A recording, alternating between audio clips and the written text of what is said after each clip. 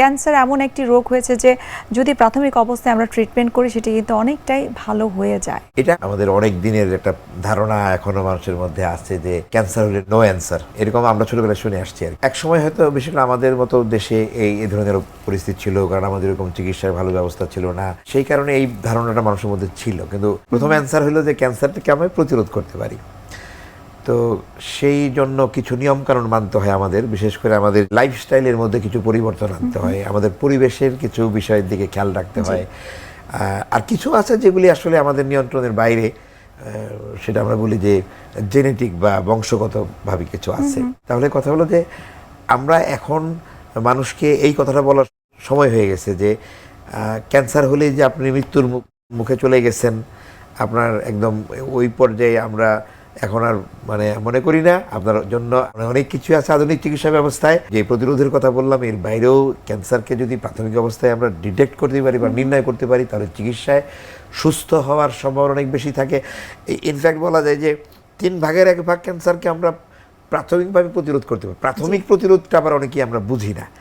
প্রাথমিক প্রতিরোধ বলতে অনেকেই মনে করেন যে ক্যান্সার যখন একটু ছোট আছে বা প্রথম দিকে আছে তখন আমি যা করব সেটা প্রাথমিক প্রতিরোধ। এটা একদমই ভুল। প্রাথমিক প্রতিরোধ আমাদের ডাক্তারি ভাষায় হলো ক্যান্সার হওয়ার আগে আমি যা ব্যবস্থা নিব যাতে না হয়, সেটা হলো প্রাথমিক প্রতিরোধ।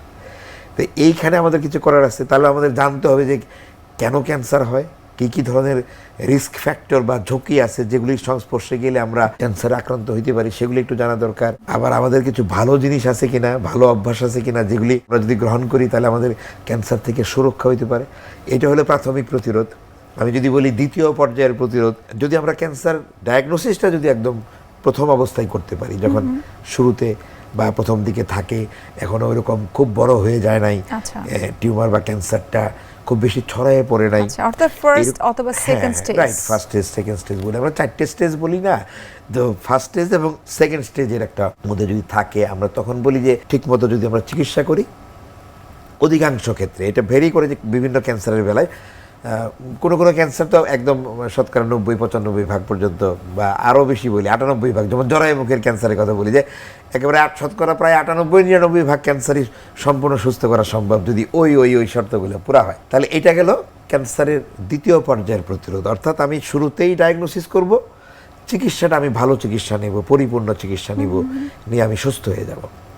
আর 3 নাম্বার যেটাকে আমরা বলি টারশিয়ারি বা তৃতীয় পর্যায়ের প্রতিরোধ, এটা হলো যে আমরা ঠেকাতে পারলাম না, প্রাথমিক অবস্থায়ও আমরা ধরতে পারলাম না, যার জন্য চিকিৎসায় আমরা সুস্থ হওয়ার সম্ভাবনাটা কমে গেল।